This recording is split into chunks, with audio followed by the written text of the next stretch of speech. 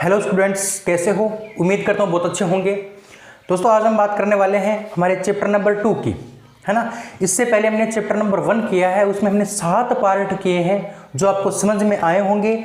बहुत इंपॉर्टेंट तरीके से मैंने आपको बताए थे, बहुत ही अलग अंदाज में मैंने आपको समझाने की कोशिश की थी। आपने समझे होंगे, आपने नोट्स भी बनाए होंगे और अच्छे से आपने उनको याद भी कर लिए होंगे। तो आज हम बात करने वाले हैं चैप्टर नंबर 2 की। तो मैं आप सभी का स्वागत करता हूं आपके अपने यूट्यूब चैनल ज्ञान का अड्डा पर। दोस्तों, अगर आप चैनल के ऊपर पहली बार हैं तो चैनल को सब्सक्राइब करके बेल आइकन को जरूर प्रेस कर लीजिए, जिससे कि आगे आने वाले वीडियो का नोटिफिकेशन आपको मिलता रहे। आज हम बात करेंगे चैप्टर नंबर 2 की, उसी प्रकार से पढ़ने वाले हैं जिस प्रकार से हमने पीछे पढ़ा था, जिस प्रकार से हम आगे पढ़ने वाले हैं। बिल्कुल सीधे साधे अंदाज में, बिल्कुल नोट्स बनाते हुए पढ़ने वाले हैं। तो चलिए स्टार्ट करते हैं आज की क्लास को। आज की क्लास बहुत ही दमदार, अद्भुत और मज़ेदार होने वाली है। बस आप लास्ट तक देखते रहिए और अच्छा से कमेंट कर दीजिए, लाइक कर दीजिए और फेसबुक, इंस्टाग्राम और टेलीग्राम पर भी हमें ज्वाइन कर लीजिए, जिसका लिंक वो वीडियो के डिस्क्रिप्शन में दिया गया है। तो चलिए क्लास को शुरू करते हैं। तो आज मैं आपको बता दूं, आज हम बात करने वाले हैं चैप्टर नंबर 2 की।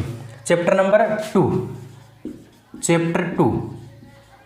और चैप्टर 2 का नाम क्या है? चैप्टर 2 का नाम है प्यारे प्यारे बच्चों, मानव तंत्र। क्या नाम है? मानव तंत्र। ध्यान रखना, हमारा जो चैप्टर नंबर 2 है उसका नाम क्या है? उसका नाम है मानव तंत्र, यानी 10th क्लास का दूसरा चैप्टर है मानव तंत्र। अब ये मानव तंत्र कौन कौन से होते हैं, सबसे पहले इनकी बात करते हैं। मानव तंत्र बोले तो जैसे पाचन तंत्र हो गया, पाचन तंत्र है ना। उसके बाद हो गया श्वसन तंत्र, श्वसन तंत्र। उसके बाद हो गया परिसंचरण तंत्र। कौन सा तंत्र? परिसंचरण तंत्र। उसके बाद हो गया उत्सर्जन तंत्र। कौन सा तंत्र? उत्सर्जन तंत्र, है ना, उत्सर्जन तंत्र। उसके बाद बात करते हैं तंत्रिका तंत्र, है ना, तंत्रिका तंत्र। उसके बाद हम बात करेंगे किसके बारे में? अंतःस्रावी तंत्र की। किसकी? अंतःस्रावी तंत्र की बात करेंगे, अंतःस्रावी तंत्र। ये इतने तंत्र आपको पढ़ने हैं और इनको हम डिटेल से पढ़ने वाले हैं। आपका जो 2 नंबर चैप्टर है वो इन्हीं टॉपिकों के ऊपर आधारित है। इतने ही टॉपिक आपको पढ़ने हैं, इतने टॉपिक आपने पढ़ लिए तो आपका चैप्टर नंबर 2 क्या है? कंप्लीट है। अब मैं आपको बता दूं, हमारा जो चैप्टर नंबर 2 है वो कितने अंक का है? वो 6 अंक का है। कितने अंक का है? 6 अंक का। ये बात भी आपको ध्यान रखनी है। चैप्टर नंबर 2 कितने अंक का है? 6 अंक का है। और इन्हीं में से क्वेश्चन आएंगे। मैं सारे क्वेश्चन आपको क्लियर करवा दूंगा। मैं आपको थ्योरी बताऊंगा, उसमें से क्वेश्चन जो बनेंगे, जैसे बनेंगे वो आप याद कर लेना। तो चलिए आज बात करते हैं किसकी? पाचन तंत्र की। किसकी बात करते हैं? पाचन तंत्र की बात करते हैं। आज का हमारा जो टॉपिक है वो है पाचन तंत्र। हम क्या पढ़ने वाले हैं? सबसे पहले पाचन तंत्र के बारे में पढ़ने वाले हैं। पाचन तंत्र। अब समझना मेरे प्यारे बच्चों, बहुत इंपॉर्टेंट बात मैं आपको बताऊंगा पाचन तंत्र के बारे में। देखो, सबसे पहली बात पाचन किसे कहते हैं? भाई पाचन तंत्र तो बाद में पढ़ेंगे, लेकिन पहले हमें पढ़ना है कि पाचन किसे कहा जाता है। सबसे पहले पाचन को पढ़ना है। तो ध्यान से समझना, पाचन क्या होता है, पाचन की परिभाषा क्या है।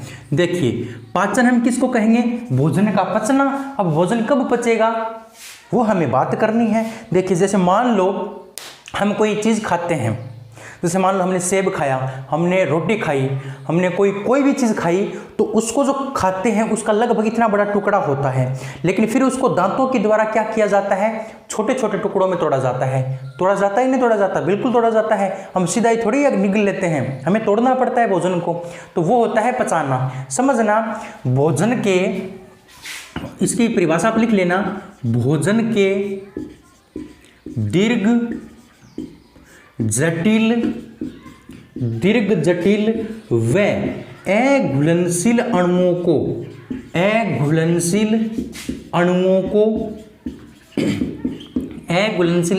को पाचक एंजाइमों की सहायता से, पाचक एंजाइमों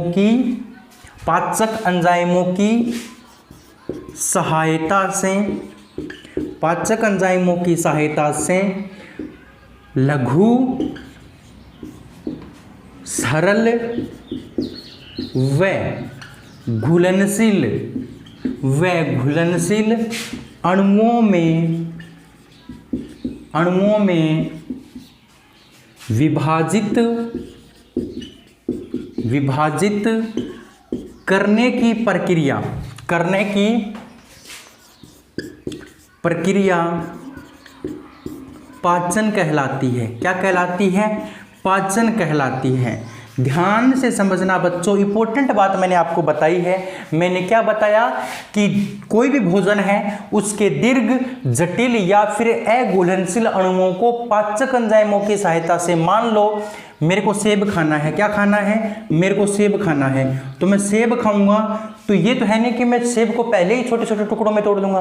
सेब को इस प्रकार से खाऊंगा, कम से कम इतना बड़ा टुकड़ा तो लूंगा कि नहीं लूंगा? बिल्कुल लूंगा भाई। ये मान लो सेब है, ये सेब है और इसमें से इतना टुकड़ा तो मैं कम से कम लूंगा, दूसरा टुकड़ा इतना लूंगा, तीसरा टुकड़ा इतना लूंगा। इस प्रकार से मैंने इसके 4 टुकड़े कर लिए। अब इन 4 टुकड़ों को मैं खाऊंगा, तो ये तो है नहीं कि ये जो टुकड़ा है ये मैं सीधा ही निकल जाऊंगा, इसको भी तोड़ना पड़ेगा। अब इसको किसके द्वारा तोड़ूंगा? दांतों के द्वारा। अब समझना, भोजन के दीर्घ, दीर्घ का मतलब बड़ा। अब ये जो टुकड़ा था ये टुकड़ा बड़ा है, ये टुकड़ा क्या है? बड़ा टुकड़ा है। तो मैंने क्या बताया? भोजन के दीर्घ, जटिल। अब जितना ज़्यादा बड़ा होगा वो उतना ही जटिल होगा। जटिल का मतलब कठिन। ये निगलने में कठिन होता है। आप इसको निगलने थोड़ी सकते हो इतनी जल्दी, यहाँ आपके क्या होगा? दर्द होने लगेगा। तो कहने का मतलब ये एक जटिल है। भोजन का जो बड़ा अणु होता है वो क्या होता है? जटिल होता है, वो दीर्घ भी होता है। और वो क्या होता है? अघुलनशील होता है। घुलनशील का मतलब जो घुल सकता है और अघुलनशील का मतलब जो घुल नहीं सके। अब समझना, अब जैसे मान लो इस एक तो ये है, मान लो इतना बड़ा टुकड़ा, और एक ये इतना बड़ा टुकड़ा है, इतना बड़ा टुकड़ा। अब बताओ सबसे ज्यादा कौन सा घुलेगा? जल्दी कौन सा घुलेगा? भाई जल्दी तो यही घुलेगा क्योंकि ये छोटा टुकड़ा है। आपने देखा होगा नमक है, चीनी है। अब जितनी बड़ा चीनी का दाना होगा या जितनी बड़ी नमक का मतलब पत्थर होगा वो कम घुलता है, और मतलब और जितना छोटा होता है वो जल्दी घुलता है। तो वही बात है, जो छोटा होगा वो क्या होगा? अघुलनशील, जो बड़ा होगा वो अघुलनशील होगा।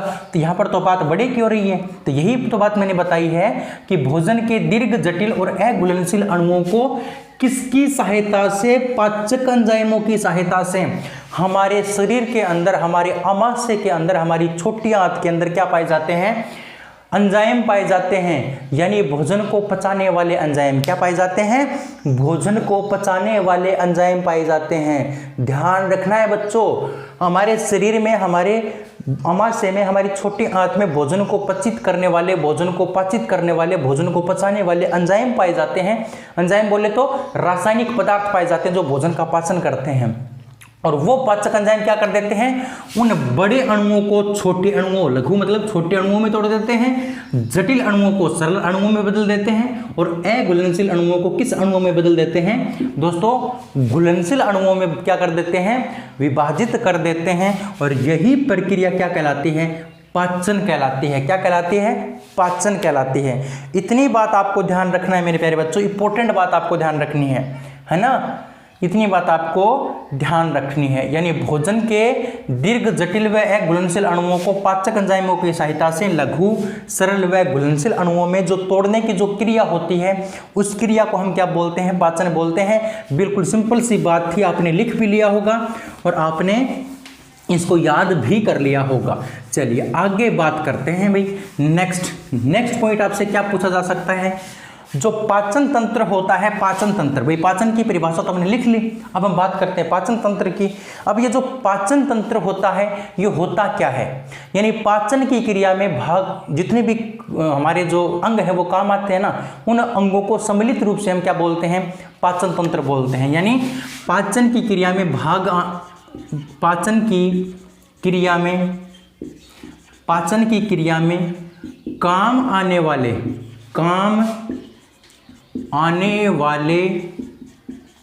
पाचन की क्रिया में काम आने वाले सभी अंगों को सम्मिलित रूप से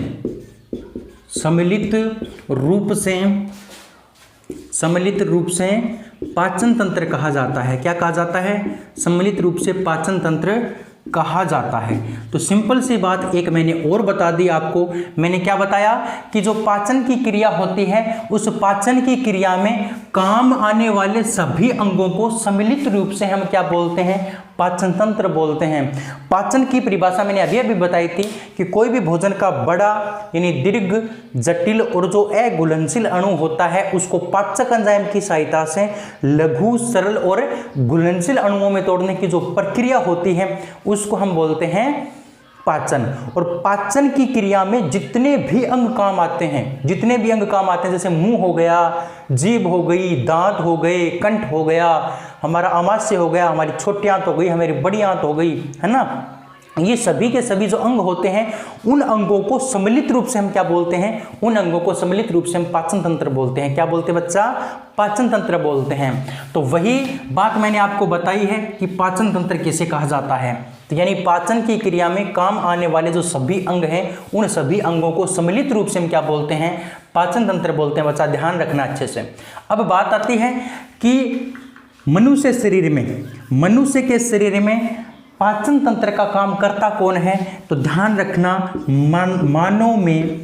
मानव में पाचन तंत्र का कार्य, पाचन तंत्र का कार्य कौन करता है? आहार नाल करता है। कौन करता है?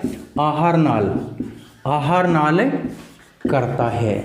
अब ये आहार नाल क्या है ये भी मैं आपको बताऊंगा, लेकिन आपको ध्यान रखना है कि जो मानव होता है, मानव में जो पाचन तंत्र होता है, पाचन तंत्र, उसका कार्य कौन करता है? वो कार्य कहाँ पर संपन्न होता है? आहार नाल। कहने का मतलब जितने भी अंग होते हैं, जितने भी अंग होते हैं, जैसे मुख हो गया, जीभ हो गया, दांत हो गया, आमाशय हो गया, छोटी आंत हो गया, बड़ी आंत हो गया, ये सभी के सभी किसके भाग होते हैं? ये सभी के सभी आहार नाल के भाग होते हैं। किसके भाग होते हैं बच्चा?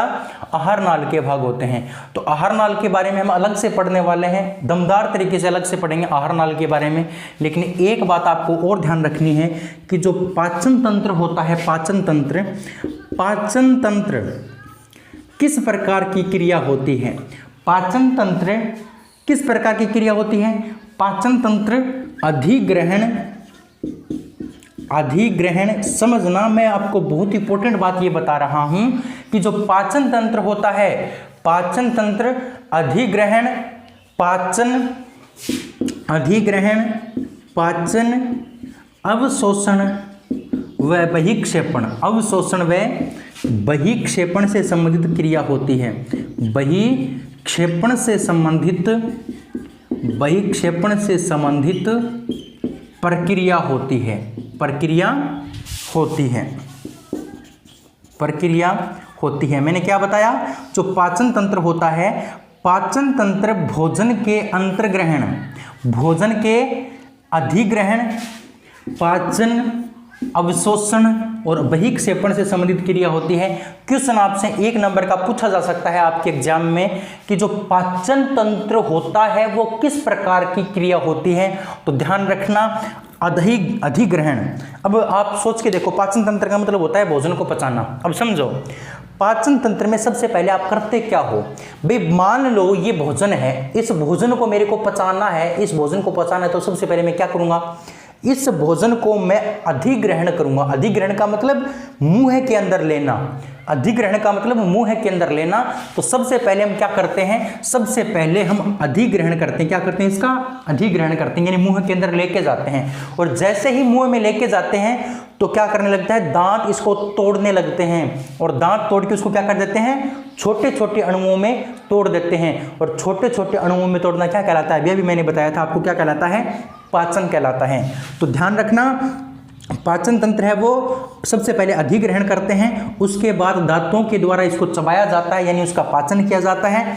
और पाचन करने के बाद हमारे खून के द्वारा, खून के द्वारा उसको क्या कर लिया जाता है? अवशोषित कर लिया जाता है। और लास्ट में जो अपशिष्ट पदार्थ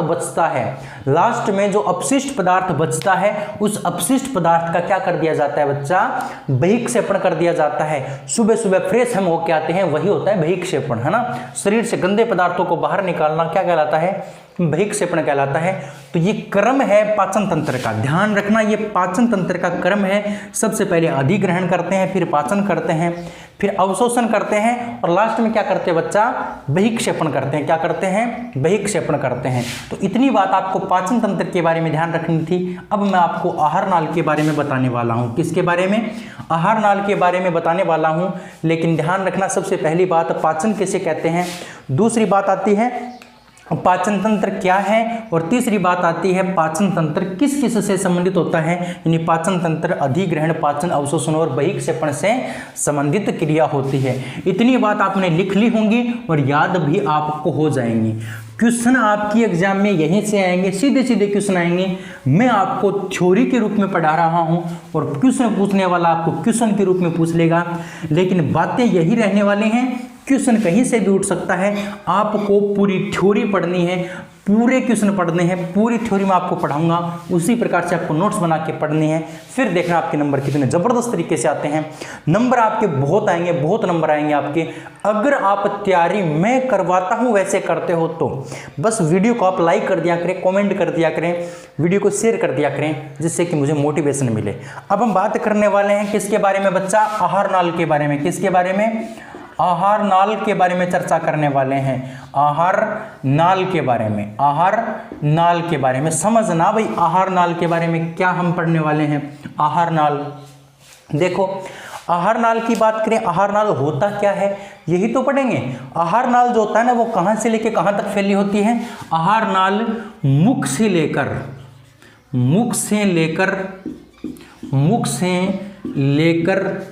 गुद्दा द्वार तक विस्तृत एक नलिकाकार संरचना होती है। कैसी संरचना होती है बच्चा, नलिकाकार संरचना होती है, नलिकाकार संरचना होती है, नलिकाकार संरचना होती है। मैंने क्या बताया, बहुत सिंपल सी बात मैंने बताई है कि मुख से लेकर गुद्दा द्वार तक विस्तृत एक नलिकाकार संरचना आहार नाल कहलाती है। क्या कहलाती है बच्चा, आहार नाल कहलाती है। समझना, हमारा जो मुख होता है, इस मुख से एक नलिका चलती है, मतलब मुख यहाँ से मुख है और यहाँ से नलिका शुरू होती है। वो नलिका यहाँ से जाती है और यहाँ आती है, यहाँ पर आमाशय है, यहीं पर छोटी आंत है, यहीं पर बड़ी आंत है, यहीं पर मलाशय है और मलाशय के बाद में आता है गुद्दा द्वार। अब आप में से बहुत सारे बच्चे ये सोच रहे होंगे गुद्दा द्वार होता क्या है। गुद्दा द्वार का मतलब सुबह सुबह हम जो फ्रेश होते हैं ना, उस फ्रेश होते टाइम जो अपशिष्ट पदार्थ होता है, जिस रास्ते से बाहर निकलता है, उस रास्ते को हम क्या बोलते हैं, गुद्दा द्वार बोलते हैं। जिस रास्ते से शरीर से बाहर निकलता है वो अपशिष्ट पदार्थ, उस भाग को बोलते हैं गुद्दा द्वार। तो मुख से लेकर, यहाँ से लेकर और हमारे गुद्दा द्वार तक क्या फैली होती है, पूरी आहार नाल कहलाती है। क्या कहलाती है, आहार नाल कहलाती है, आहार नाल। अब इसका एक नाम और भी है, इसका उपनाम भी है, इसका दूसरा नाम भी है। वो उपनाम भी आपको ध्यान रखना है। क्या कहा जाता है बच्चा, इसको पोषक नाल भी कहा जाता है। क्या कहा जाता है, पोषक नाल भी कहा जाता है। ध्यान रखना, इसको पोषक नाल भी कहा जाता है। तो आप एग्जाम में कैसे लिख के आओगे, क्वेश्चन आएगा आहार नाल क्या है, तो आप क्या लिखोगे, मुख से लेकर गुद्दा द्वार तक विस्तृत एक नलिकाकार संरचना होती है, इसे पोषक नाल भी कहते हैं। क्या कहते हैं, पोषक नाल भी कहते हैं। अब एक इंपॉर्टेंट बात मैं आपको बताने वाला हूं, ये जो आहार नाल होती है, इस आहार नाल में भोजन आगे से आगे गति करता है। जैसे मुख से भोजन कहाँ जाता है, हमारे आमाशय में जाता है, हमारे छोटी आंत में जाता है, बड़ी आंत में जाता है, फिर मलाशय में जाता है और मलाशय से शरीर से बाहर हो जाता है। होता है कि नहीं होता। तो मुंह से चलता है भोजन और नीचे तक चला जाता है। चलता है कि नहीं चलता, बिल्कुल चलता है। मतलब मुंह से चलता है भोजन और नीचे तक जाता ही रहता है, चलता ही रहता है। वो किसके द्वारा चलता है, किस गति के द्वारा चलता है, ये क्वेश्चन आपसे पूछा जा सकता है। तो ध्यान रखना, आहार नाल में जो भोजन है, आहार नाल में जो भोजन है, भोजन क्रमाकुंचन गति द्वारा, क्रमाकुंचन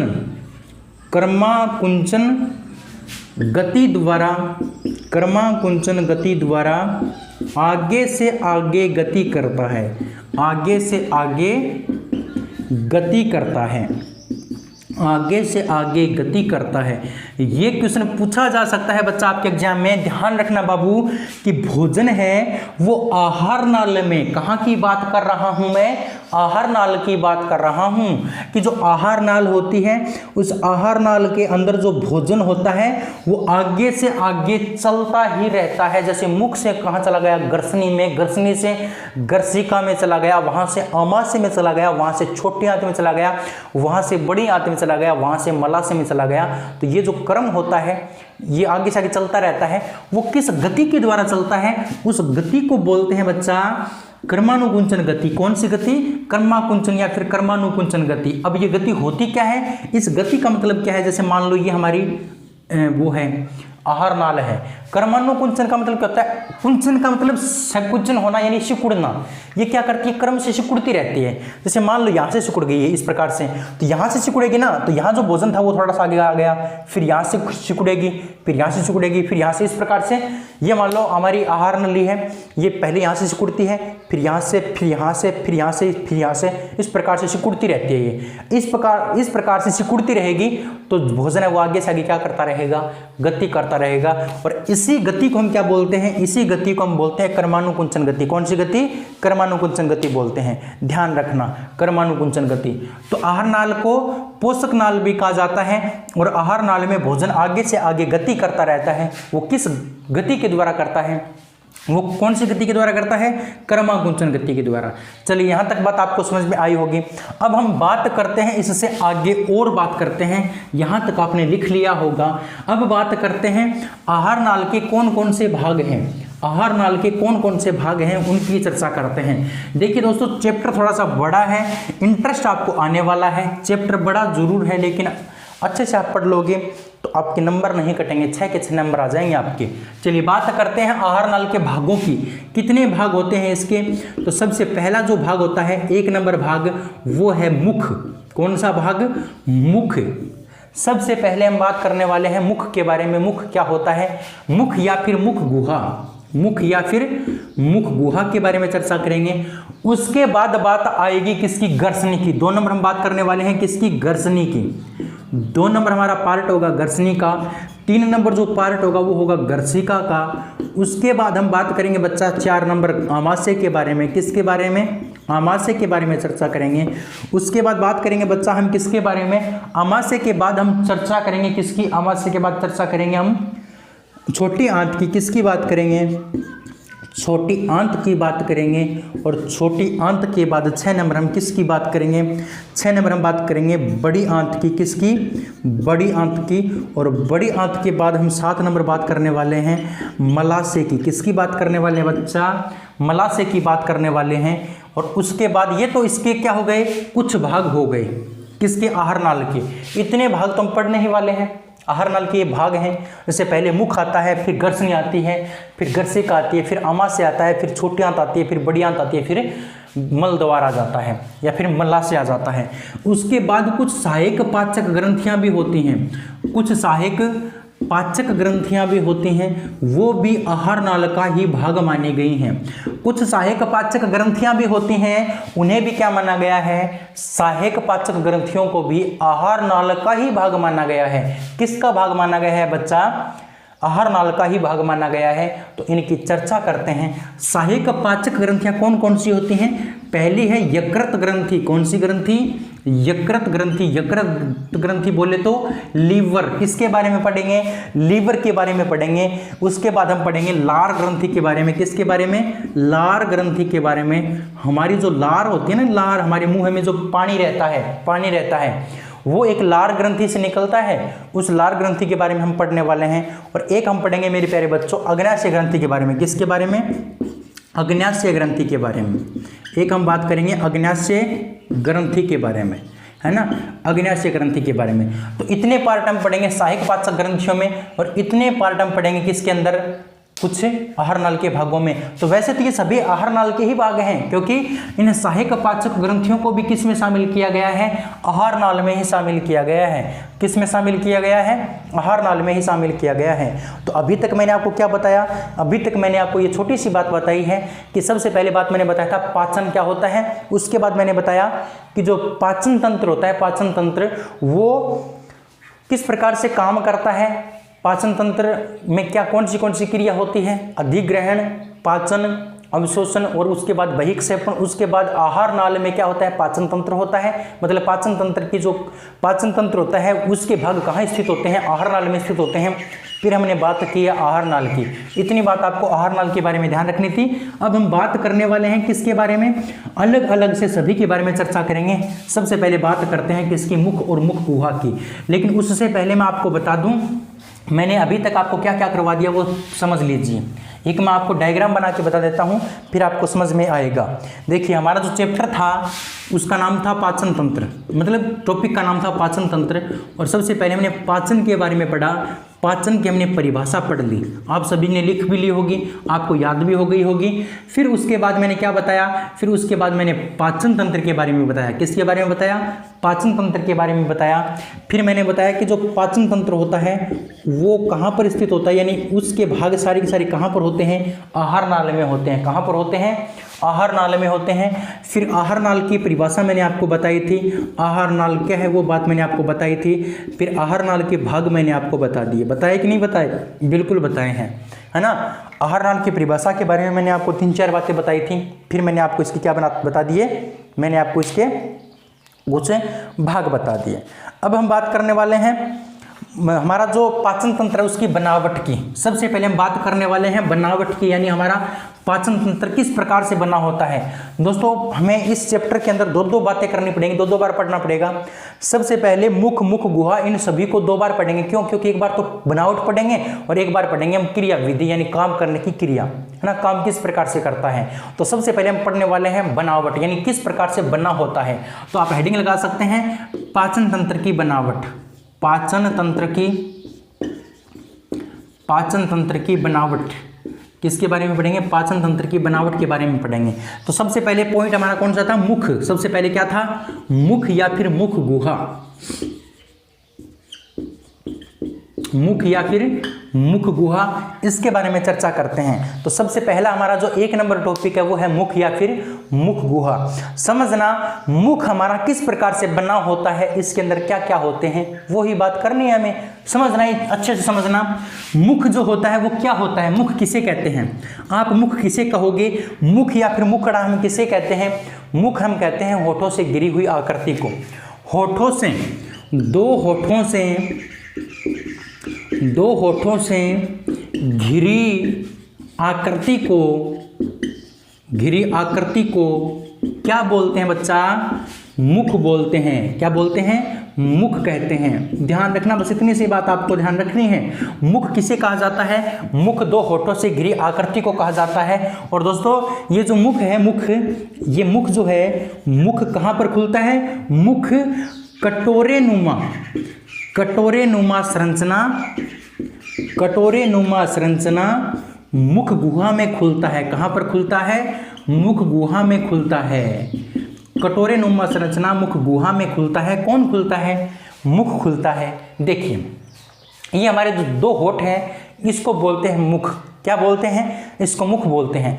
अब ये जब होठों को इस प्रकार से खोलेंगे तो आगे आपको क्या दिखाई देता है, आगे आपको पूरी गुफा दिखाई देती है। दिखती है कि नहीं दिखती, उस गुफा को बोलते हैं मुख गुहा। क्या बोलते हैं, मुख गुहा बोलते हैं। ध्यान रखना उस भाग को हम क्या बोलते हैं, मुख गुहा।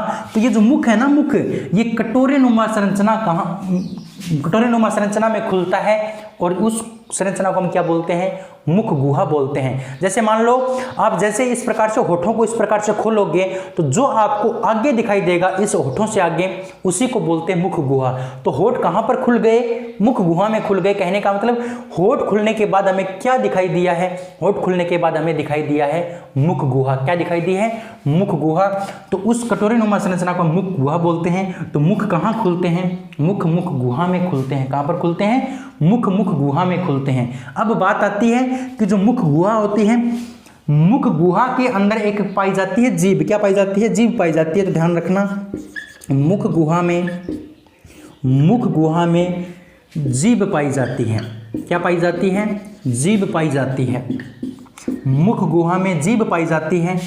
और ये जो जीभ होती है ये कहाँ से जुड़ी होती है, ये भी इंपॉर्टेंट बात है। हमारे मुख के अंदर, हमारे मुंह के अंदर जीभ पाई जाती है। और ये जीभ कहाँ से जुड़ी होती है, ये जीभ हमारे जबड़े के आधार तल से, हमारे जबड़े के आधार तल से, जबड़े के आधार तल से, आधार तल का मतलब निचला जबड़ा, आधार तल का मतलब क्या होता है, निचला जबड़ा, निचला जबड़ा। तो ध्यान रखना ये जो जीभ होती है, जीभ ये हमारे निचले जबड़े से जुड़ी होती है। किससे जुड़ी होती है, निचले जबड़े से। और दोस्तों ये जो जीभ जुड़ी होती है ना, वो एक ग्रंथि के द्वारा जुड़ी होती है। किसके द्वारा, ग्रंथि के द्वारा। उस ग्रंथि का नाम भी आपसे पूछा जा सकता है कि जीभ हमारे निचले जबड़े से, जबड़े के आधार तल से जिह्वा फ्रेनुलम, जिह्वा फ्रेनुलम या फिर फ्रेनुलम लिंगुअल, फ्रेनुलम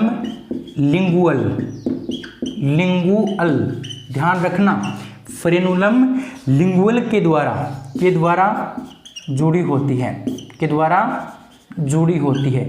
ये क्वेश्चन आपसे पूछा जा सकता है, इंपॉर्टेंट क्वेश्चन आपके लिए। क्वेश्चन क्या है कि हमारा जो मुख गुहा होती है, मुख गुहा के अंदर एक जीभ पाई जाती है, और ये जो जीभ होती है ये हमारे निचले जबड़े से जुड़ी होती है। किससे जुड़ी होती है, निचले जबड़े से जुड़ी होती है। और जिस ग्रंथि के द्वारा जुड़ी होती है उस ग्रंथि का नाम आपसे पूछा जा सकता है।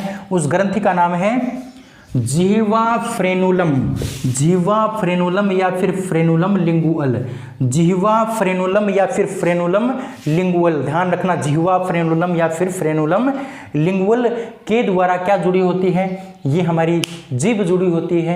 किससे, निचले जबड़े से। किससे जुड़ी होती है, निचले जबड़े से जुड़ी होती है। तो ये बात आपको समझ में आई होगी, ये बात आपको समझ में आई होगी। चलिए यहाँ तक आपको याद हो गया, बहुत अच्छी बात है। हम आगे बढ़ते हैं नेक्स्ट पॉइंट की ओर, नेक्स्ट पॉइंट की ओर बढ़ते हैं।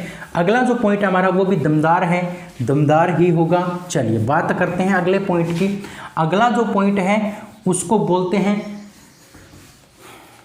अगला जो मुख गुहा के बारे में ही पढ़ेंगे। वैसे तो मुख गुहा के बारे में ही पढ़ रहे हैं, मुख गुहा के बारे में, क्योंकि मुख गुहा में जीभ थोड़ी पाई जाती है, जीभ के अलावा और भी बहुत कुछ पाया जाता है, तो उनके बारे में भी चर्चा करेंगे। तो ध्यान से समझना, मुख गुहा जो होती है उसमें जीभ के बारे में तो मैंने आपको बता दिया। अब बात करते हैं, मुख गुहा में दांत भी पाए जाते हैं। क्या पाए जाते हैं, दांत भी पाए जाते हैं, दांत भी पाए जाते हैं। ध्यान रखना बच्चा, क्या पाए जाते हैं, दांत भी पाए जाते हैं, दांत भी पाए जाते हैं। इसके साथ साथ जो दांत होते हैं, दांतों के बारे में बात करेंगे तो जो मुख गुहा होती है उसके अंदर दांत पाए जाते हैं, और वो दांत स्थित कहाँ होते हैं, जो दांत होते हैं वो स्थित कहाँ होते हैं, ये क्वेश्चन आपसे पूछा जा सकता है कि भी दांत जो होते हैं वो हमारे मुंह में तो पाए जाते हैं, हमारे मुख गुहा में पाए जाते हैं, लेकिन वो कहाँ पर दसे होते हैं। तो ध्यान रखना, हमारे जो दांत होते हैं वो जबड़े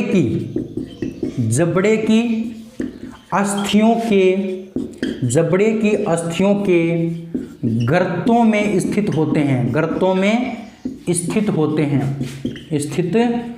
हैं, है ना। जबड़े की अस्थियों के, जबड़े की अस्थि का मतलब जबड़ा जो हमारा है ना, जबड़े की दो हड्डियां होती है, एक ऊपर वाली हड्डी और एक नीचे वाली हड्डी।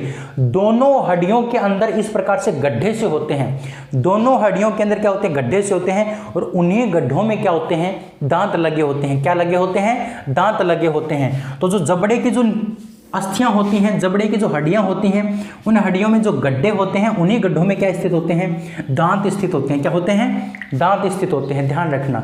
और दोस्तों ये जबड़े की अस्थियां जो होती हैं, जबड़े की अस्थियों को क्या कहा जाता है, मसूड़ा कहा जाता है। क्या कहा जाता है, मसूड़ा कहा जाता है, ध्यान रखना। इन जबड़े की अस्थियों को मसूड़ा कहा जाता है, और इसी मसूड़ों की गर्तों में, इसी मसूड़ों के गर्तों में यानी इसी मसूड़ों की गड्ढों में क्या पाए जाते हैं, दांत पाए जाते हैं। क्या पाए जाते हैं, दांत पाए जाते हैं। अब इंपॉर्टेंट बात मैं आपको बता रहा हूं, एक स्टार लगा के बात बता रहा हूं। मसूड़ा सहित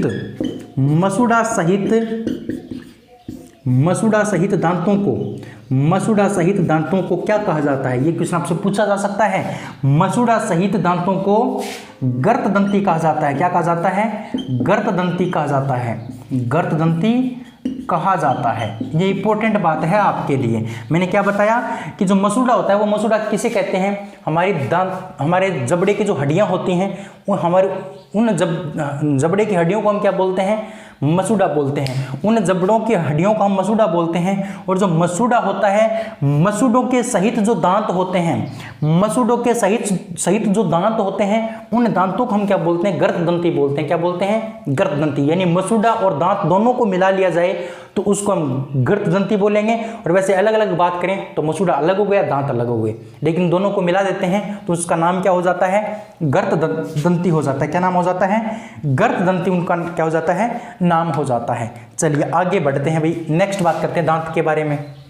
दांत के बारे में आगे बढ़ते हैं। यहाँ तक आपने लिख लिया होगा, आगे बात करते हैं। चलिए साथ साथ लिख लिया करो, क्योंकि आपको मैं इंपॉर्टेंट बातें बता रहा हूँ और ऐसे नोट्स आपको कहीं नहीं मिलेंगे। कोई बुक ले आना, किसी बुक में ये नोट्स नहीं मिलेंगे आपको। बहुत इंपॉर्टेंट तरीके से मैंने आपको नोट्स करवा रखे हैं ये। चलिए अब बात करते हैं इससे आगे। दोस्तों जो मनुष्य होता है, मानव जो होता है, मानव में पूरे जीवन काल में, मानव के पूरे जीवन काल में, मानव के पूरे जीवन काल में, पूरे जीवन काल में 2 बार दांत आते हैं। 2 बार दांत आते हैं। कितने बार दांत आते हैं? 2 बार। मैंने क्या बताया? मानव जो होता है, मानव का जो पूरा जीवन काल होता है, उस पूरे जीवन काल में बच्चा कितने बार दांत आते हैं? 2 बार। 1 बार आते हैं, उसके बाद गिर जाते हैं, फिर दोबारा आते हैं। तो ध्यान रखना, पूरे जीवन काल में 2 बार दांत आते हैं। मनुष्य के पूरे जीवन काल में 2 बार दांत आते हैं। और इस स्थिति को क्या बोलते हैं? इस स्थिति को द्विवारदंती बोलते हैं। क्या बोलते हैं? द्विवारदंती बोलते हैं। इस स्थिति को द्विवारदंती बोलते हैं, द्विवारदंती कहते हैं।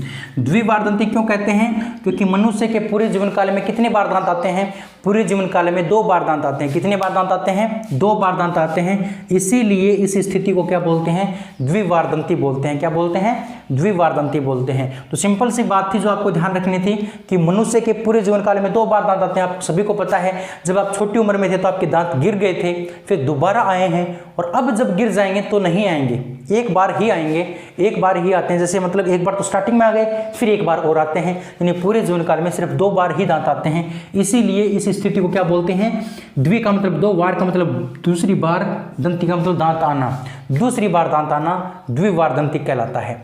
अब इंपॉर्टेंट बात यह है कि दांतों के कितने सेट निकलते हैं? 2 सेट निकलते हैं। इसमें से जो पहला सेट है, पहला सेट 2 सेट हो गए। एक तो स्टार्टिंग में सेट आता है, फिर दूसरा सेट आता है ना।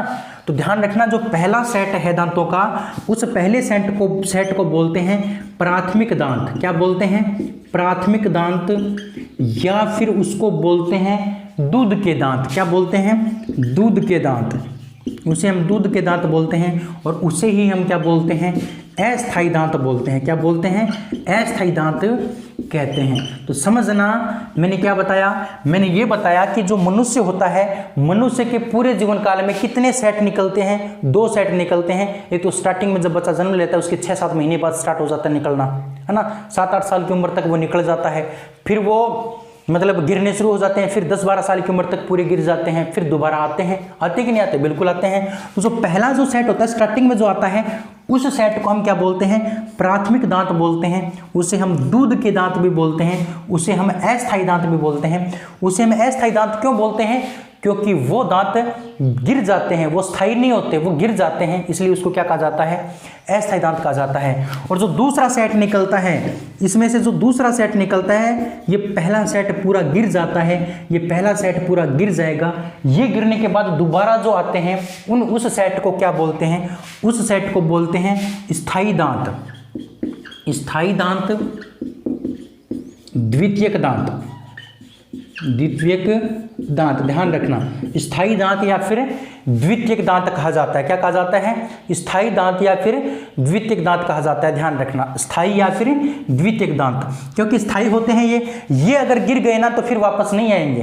दूसरा सेट अगर गिर गया तो वापस नहीं आते हैं, लेकिन ये स्थायी होते हैं। ये लगभग 60-70 साल की उम्र तक रहते हैं, उसके बाद ये गिरने शुरू होते हैं। लेकिन ये मान के चलो आप 50 साल की उम्र तक तो रहते ही रहते हैं, इसलिए इनको क्या कहा जाता है? स्थायी दांत कहा जाता है। क्या कहा जाता है? स्थायी दांत कहा जाता है। तो यहाँ तक आपको बातें समझ में आई होगी। भी दांत हैं वो कितनी बार निकलते हैं? पूरे जीवन काल में 2 बार निकलते हैं। एक सेट निकलता है, उसको बोलते हैं प्राथमिक दांत, और दूसरे सेट को हम क्या बोलते हैं? दूसरे सेट को बोलते हैं बच्चा दूसरे सेट को हम बोलते हैं अस्थायी दांतों का सेट। तो यहां तक आपको क्लियर हो गया होगा। अब हम इससे आगे चर्चा करते हैं। अब हम इससे आगे बात करें तो अब बात आती है कि जो दांत होता है, जो दांत वो कितने प्रकार के होते हैं। तो दोस्तों दांत हमारे 4 प्रकार के होते हैं। कितने प्रकार के होते हैं बच्चा? 4 प्रकार के। मैंने क्या बताया? दांत हमारे जो होते हैं ना वो निकलते 2 बार हैं, लेकिन खुद कितने प्रकार के होते हैं? 4 प्रकार के होते हैं। खुद दांत कितने प्रकार के होते हैं? 4 प्रकार के। कौन कौन से? पहला होता है विषम दंती कृतंक। विषम दंती कृतंक, ध्यान रखना, विषम दंती कृतंक। उसके बाद बात आती है रदनक की। दूसरा भाग है इसका रदनक। तीसरा जो भाग है वो भी आपको ध्यान रखना है। तीसरे भाग का नाम है अग्र चवर्णक। क्या नाम है? अग्र चवर्णक। और उसके बाद 4 नंबर बात आती है चवर्णक की। किसकी बात आती है? चवर्णक की। तो मैं आपको देखो क्या क्या बता चुका हूं। सबसे पहले हमने चैप्टर स्टार्ट किया था पाचन तंत्र से। सबसे पहले मैंने आपको पाचन की परिभाषा बताई। पाचन की परिभाषा बताने के बाद मैंने आपको क्या बताया? पाचन की परिभाषा के बाद मैंने आपको पाचन तंत्र बताया। पाचन तंत्र होता क्या है और पाचन तंत्र में काम कौन आता है? आहार नाल काम आता है। फिर मैंने आपको आहार नाल के बारे में बताई। फिर मैंने आहार नाल की परिभाषा के बाद मैंने आपको आहार नाल के भाग बताए। और आहार नाल का जो पहला भाग था मुख और मुख गुहा, उसको मैंने स्टार्ट किया। तो सबसे पहले मैंने बताया कि मुख गुहा क्या होता है, मुख क्या होता है। फिर मैंने बताया मुख गुहा क्या होती है और मुख गुहा के अंदर क्या क्या पाया जाता है। एक तो दांत पाया जाता है, एक तो जीभ पाई जाती है। जीभ के बारे में मैंने आपको बता दिया कि जीभ निचले जबड़े से जुड़ी होती है और एक ग्रंथि के द्वारा जुड़ी होती है। उस ग्रंथि का क्या नाम होता है? जीवा फ्रेनुलम या फिर फ्रेनुलम लिंगुअल के द्वारा जुड़ी होती है। फिर मैंने बताया कि हमारी मुख गुहा में दांत भी होते हैं। फिर मैंने बताया कि जो दांत होते हैं, दांत वो कितनी बार निकलते हैं? 2 बार निकलते हैं। कहाँ पर स्थित होते हैं? वो हमारे जबड़ों की अस्थियों में स्थित होते हैं। कहाँ पर स्थित होते हैं? जबड़ों की अस्थियों में। और जबड़ों की अस्थियों को क्या कहा जाता है? मसूड़ा कहा जाता है। और मसूड़ा और दांतों को दोनों को मिलाकर के क्या कहा जाता है? गर्तदंती कहा जाता है। क्या कहा जाता है? गर्तदंती कहा जाता है। फिर मैंने आपको बताया कि जो दांत होते हैं वो पूरे जीवन काल में कितने बार आते हैं? 2 बार। एक स्थायी दांत, एक अस्थायी दांत, प्राथमिक और द्वितीयक दांत। ये बात मैंने आपको बता दी। फिर हमने बात की है दांत के प्रकार कितने हैं? 4 प्रकार हैं, यानी दांत 4 प्रकार का होता है। इनके बारे में हम बात करने वाले हैं अगली क्लास में। यहां तक आपको बात समझ में आई होगी। अगर बात समझ में आई है तो वीडियो को लाइक कर दीजिए, शेयर कर दीजिए, चैनल को सब्सक्राइब कर लीजिए। इसके साथ मैं आपको बताऊंगा, अगर आपको मजा आ रहा है अच्छे से पढ़ने में तो आप सपोर्ट करिए इस चैनल का। अपने दोस्तों को बताइए, अपने दोस्तों तक इस वीडियो को पहुंचाइए। उनको भी बताइए कि इस प्रकार से क्लासेस चल रही हैं। आपको साइंस, मैथ, इंग्लिश सब कुछ पढ़ाया जाएगा। टेंशन लेने की बिल्कुल भी आवश्यकता नहीं है। अगर चैनल के ऊपर पहली बार है तो चैनल को सब्सक्राइब जरूर करना, बेल आइकन जरूर प्रेस करना। इसी प्रकार की वीडियो देखने के लिए पूरे दमदार तरीके से, पूरे मजे से हम पढ़ने वाले हैं। बस आपका काम है पढ़ने का और हमारा काम है पढ़ाने का। अगर आपको समझ में नहीं आता तो आप कमेंट कर सकते हैं। कमेंट के जरिए मैं आपको कुछ बातें बताने की कोशिश करूंगा। ठीक है, आज की इस वीडियो में इतना ही। अगले वीडियो में फिर मिलेंगे। तब तक के लिए जय हिंद, जय भारत। लव यू सभी को। Thank you, bye bye.